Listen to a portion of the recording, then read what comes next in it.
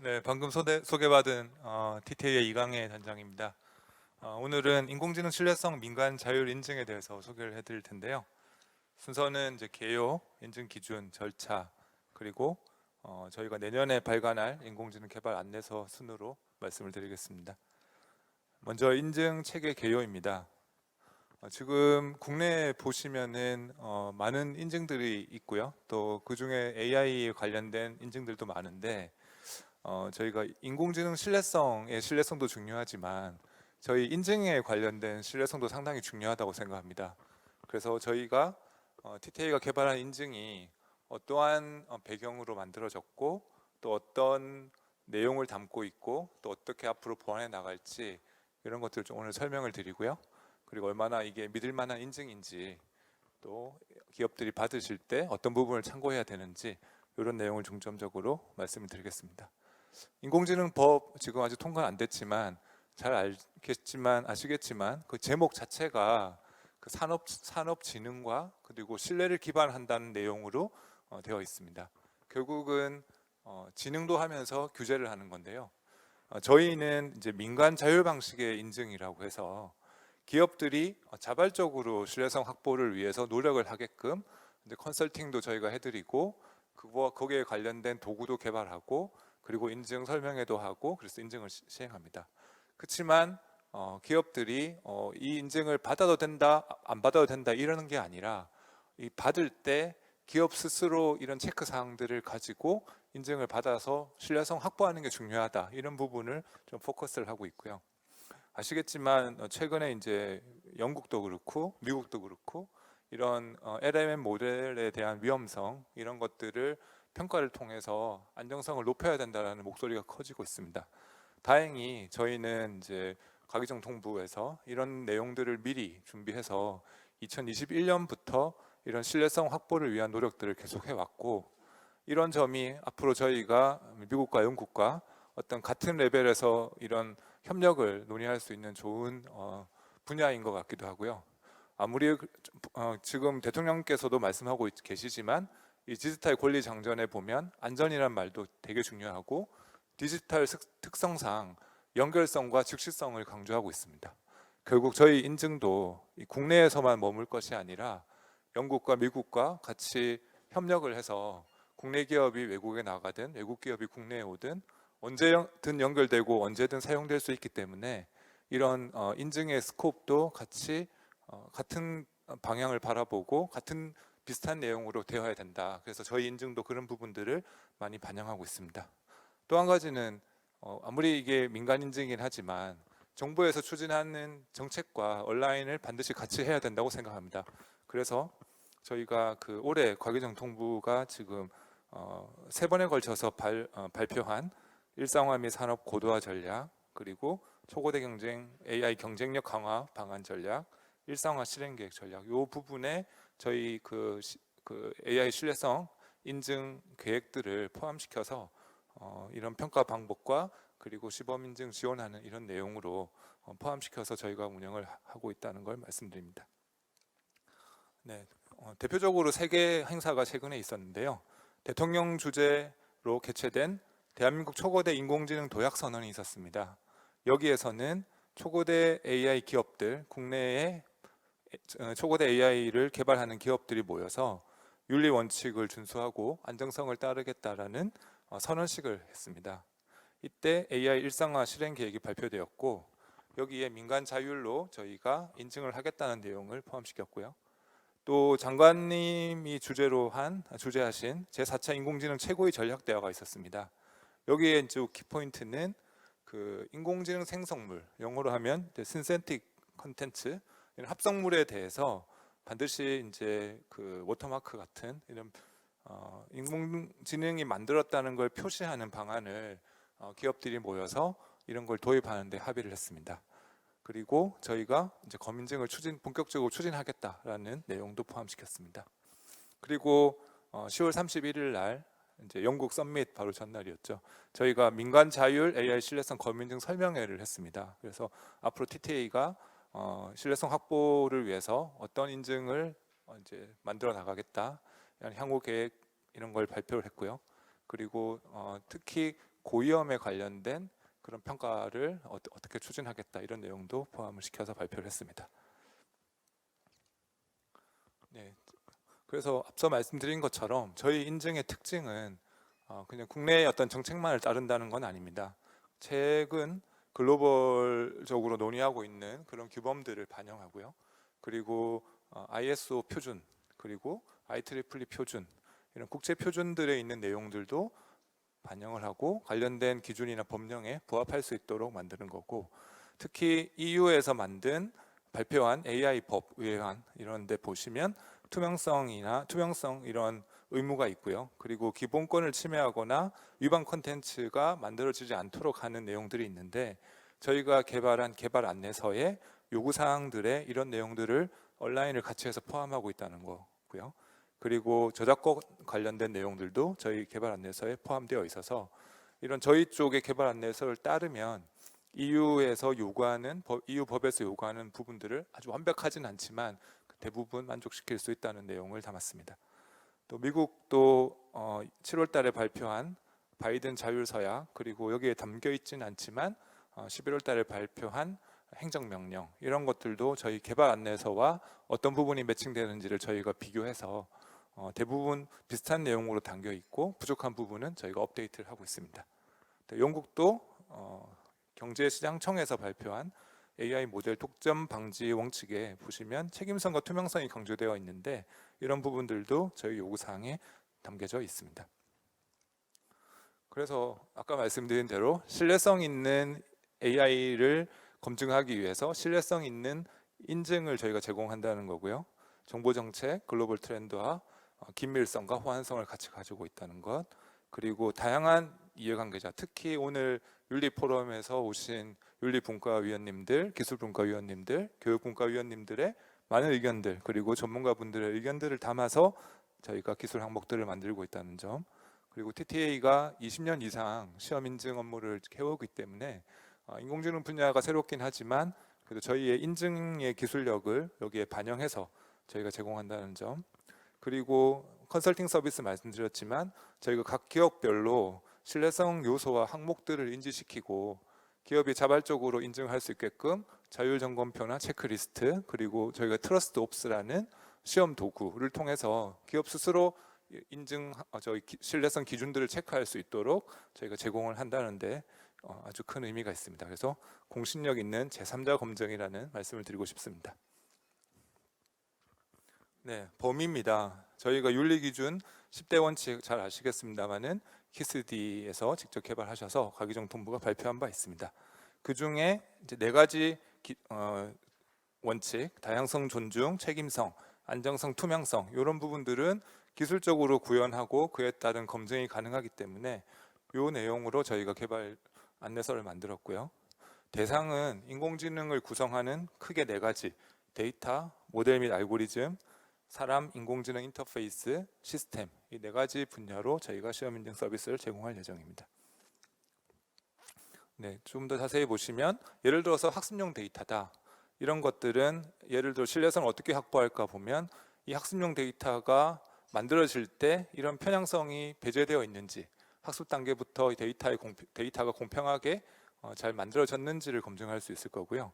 그리고 뭐 채용에 관련된 알고리즘, 오늘 대상을 받은 제네시스 랩의 그 채용 알고리즘 같은 경우에는 이게 설명 가능한 건지 결과물이, 그리고 어떤 악의적인 공격에 얼마나 로버스트한지, 이런 것들을 저희가 볼 수 있겠습니다.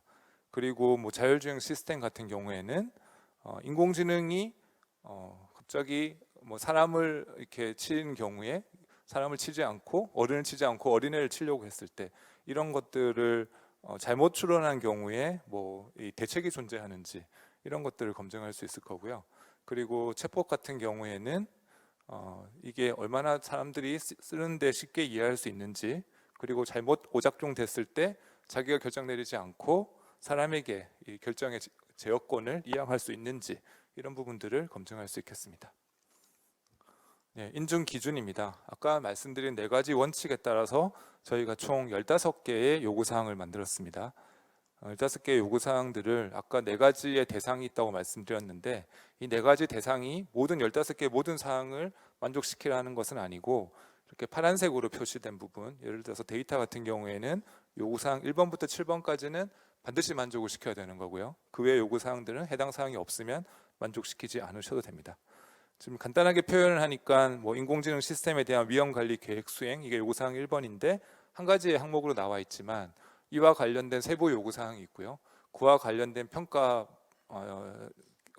평가 항목이 있습니다. 그래서 총 저희는 15개 요구사항 중에 총 67개의 평가 항목들을 만들어서 지금 시험을 하고 있습니다. 네.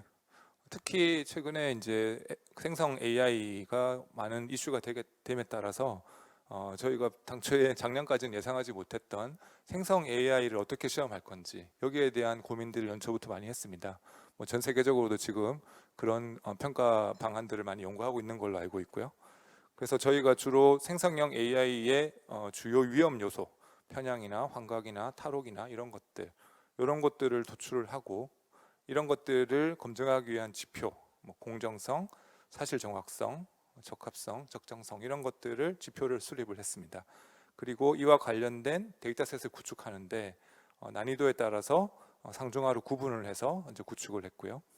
그리고 최근에는 그 행정명령에 보시면 알겠지만 이런 데이터셋보다는 레드 티밍 방식의 테스트를 더 많이 요구하고 있습니다. 그래서 이 레드 티밍을 그냥 하는 게 아니라 이런 것도 하기 전에 어떤 항목들을 어떻게 분류해서 세분화시켜 가지고 거기에 따른 질문들을 이제 화이트 해커들한테 하게끔 하기 때문에 어떤 분야에 대해서 레드 티밍 방식을 할 때 분류 체계를 만드는 것이 상당히 중요한 것 같고요.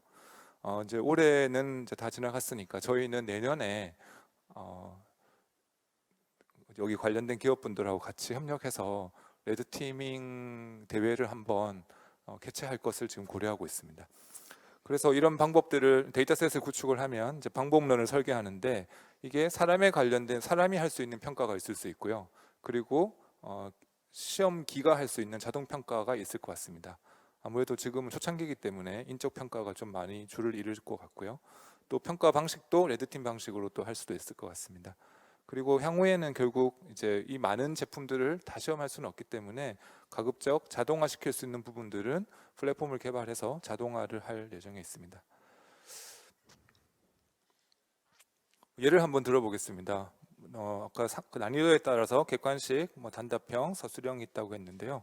저희가 지금 객관식 질문들을 프롬프트를 만들어 가지고 이렇게 했을 때 지금 국내에 코알라를 볼 수 있는 동물원이 있나 이렇게 물어봤을 때 답을 고릅니다. 쉽게 코알라는 보기 4번에 있는 코알라는 호주의 보호동물로 국내에는 없다 이렇게 답을 맞추는데 이거를 단답형 주관식으로 이렇게 코알라를 볼 수 있는 동물원은 어딘가요? 이렇게 물어봤을 때 국내에 없다라는 얘기를 하진 않고 서울대 공원 동물원에 있다라고 이렇게 거짓을 얘기합니다.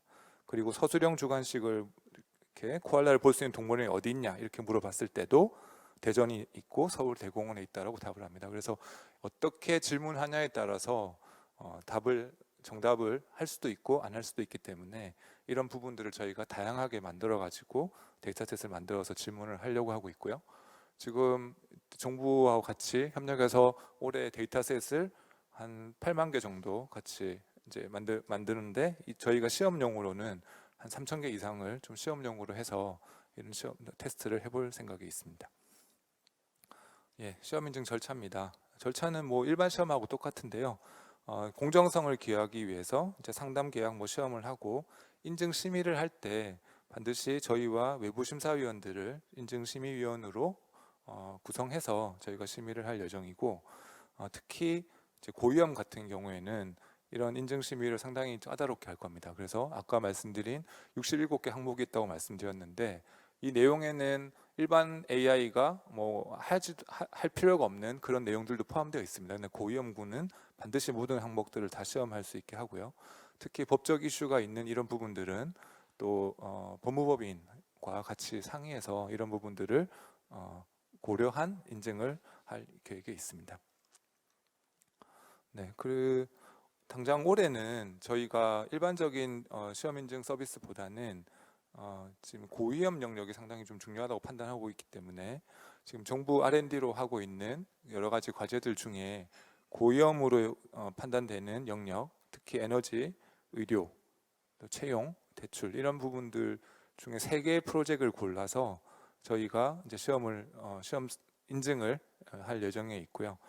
그리고 12월 달에 아마 인증서가 첫 번째 인증서가 발급될 것으로 저희가 생각됩니다. 그래서 이런 것들을 이제 계속 수행하고 저희가 경험을 쌓고 또 해외 인증과 온라인을 맞춰서 내년에는 본격적으로 저희가 시험 인증을 할 수 있을 것 같고요.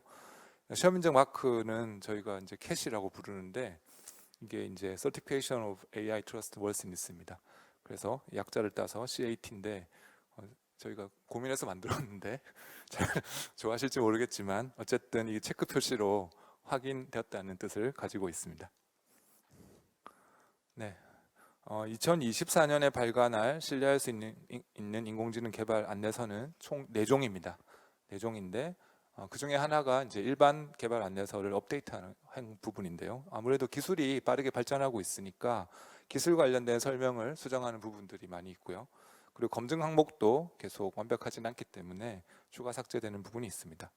용어도 지금 계속 저희가 표준을 따르는 용어, 그러니까 글로벌하게 표준이 만들어지면 그 글로벌하게 쓰는 용어들을 저희가 채택을 하려고 하고 있기 때문에 계속 거기에 따른 수정이 있고요. 그리고 올해 저희 12월 달에 저희 이 개발 안내서의 요구 사항이 단체 표준, TTA 단체 표준으로 제정될 예정에 있습니다. 그래서 거기에 나와 있는 내용과 또 일부 틀린 부분들을 매칭을 했습니다. 그리고 이 개발 안내서를 보시고 개발하는 부분들을 정의한 그 이해관계자가 있는데 이런 것도 저희가 국가에서 쓰는 NCS 직무 분류를 따라서 이해관계자를 다시 정의를 했습니다. 그래서 2023년 개발 안내서는 저희가 표준화를 시키고 체계 마련에 많은 노력을 했습니다. 그리고 일반 분야는 97명, 또 의료, 자율차 이런 3개 특정 분야에서는 154명의 전문가들의 검토 의견을 수렴을 했고요. 그리고 해외 어떤 주요국의 규제, 그리고 생성형 AI 확산에 따른 이슈 이런 것들을 저희가 파악을 했고 2024년 개발 안내서에서는 ISO IC의 용어에 관련된 부분, 그리고 신뢰성 오버뷰에 관련된 부분, 그리고 니스트에서 발간한 위험 관리 프레임워크, 그리고 또 ISO IC의 어떤 시험 표준 이런 부분들을 저희가 또 반영을 업데이트를 했고요. 그리고 전문가 피드백도 지금 계속 받고 있습니다. 그리고 최신 기술에 대한 내용도 업데이트를 했습니다. 그리고 물론 아까 그 기술 관련된 설명 수정에 있어서도 어떤 경고성 확보 대상을 기존에는 데이터하고 모델에만 적용했다면 지금 시스템으로 개념을 확장해서 이와 관련된 요구사항을 또 추가를 했고요. 그리고 설명 가능한 인공지능 관련된 기법도 샤프 기법을 소개를 하고 있는데 이런 걸 또 최신 기법으로 또 업데이트를 했습니다. 그리고 좀 더 보실 때 이 내용이 좀 어렵다 하는 부분들 있을 수 있는데요. 그런 것들을 또 전문가 자문을 통해서 좀 쉽게 설명을 했고요. 검증 항목도 지금 유럽에서는 아주 이제 그 고위험군을 4가지로 나눌 때 unacceptable risk가 있는데 그게 좀 반영이 안 돼서 신규로 그런 것들을 체크할 수 있는 신규 항목을 01-1A에 넣었습니다. 그리고 용어도 오른쪽과 같이 좀 수정을 했습니다. 내년에는 특히 이제 스마트 치안 그리고 채용, 생성 AI 기반 서비스 분야 이렇게 신규 분야로 3종의 개발 안내서를 개발을 했는데요. 특히 이제 치안 분야 같은 경우에는 개인 정보를 다루는 데 있어서 위험 요소들 이런 부분들을 좀 개발 잘 쉽게 하실 수 있도록 사례를 많이 넣었고요. 그리고 가명화 비식별화 처리에 따른 개인정보 보호법에 대한 표준 해석을 위한 예시를 많이 반영을 했습니다. 미국 사례를 보면 이제 치안 같은 것들을 할 때 우범 지역을 AI가 지정을 할 때 흑인들이 많이 사는 지역들을 지정을 한다고 합니다. 그거는 거기에 사는 흑인들이 범죄를 저질러서가 아니라 범죄를 저지르는 확률이 높기 때문이라고 하는데요. 이런 인종차별이나 외국인 혐오와 같은 이런 편향했던 형태의 어떤 구체적 사례 같은 것들을 저희가 반영을 좀 했습니다. 그 채용 분야 같은 경우에는 제네시스 랩이 잘 아시겠지만 저희가 작년에 직접 제네시스 랩 컨설팅도 했는데요. 아무래도 좀 앞서 있는 어떤 캐나다 정부의 알고리즘 영향 평가 이런 것들을 활용할 수 있는 방향을 좀 제시를 했고 또 저희가 그 보호 변수 같은 것들을 만들 때 이걸 만듦으로써 체크하지 못하는 윤리적 이슈가 있는 경우 이런 법적 요구 사항들 이런 것들을 좀 반영을 했습니다. 그리고 이런 AI가 채용 때 만들어낸 결과들 이런 결과들을 어떻게 해서 어디까지 수용할 것인지 또 서비스를 어디까지 제공할 것인지에 대한 내용들로 넣었고요. 생성 AI 기반은 상당히 이제 만들 때 고민을 많이 하고 참 어려운 분야인데 결국 앞으로는 이런 LLM 모델을 가지고 기업들이 이제 많은 서비스를 할 건데요. 이런 서비스를 할 때 신뢰성이 요구되는 사항들을 중점적으로 좀 다루었습니다. 그래서 지금 그 생성형 AI가 만들어낸 그 결과물에 대한 그 워터마크 적용 여부, 그리고 저작권이나 상표권 침해 여부, 그리고 이런 어떤 공격을 했을 때 어떤 공격을 어떻게 방어할지에 대한 연구 사례 이런 것들을 좀 중점적으로 했습니다. 그래서 아직 완벽한 버전이 아니기 때문에 저희가 이런 초안에 대해서 현재 공개 의견 수렴을 진행 중에 있고요. 이 아래에 보시면 사이트가 있으니까 한번 보시고 좋은 의견들을 많이 좀 주시면 감사하겠습니다. 네, 그래서 검증 항목 수는 총 67개에서 71개로 확대를 했고요. 그리고 뭐 기술 내용 최신화 이런 건 당연한 얘기고 어쨌든 2024년 2월경에 저희가 최종본을 정식적으로 공개할 예정에 있습니다. 네, 이상으로 발표를 마치겠습니다. 감사합니다.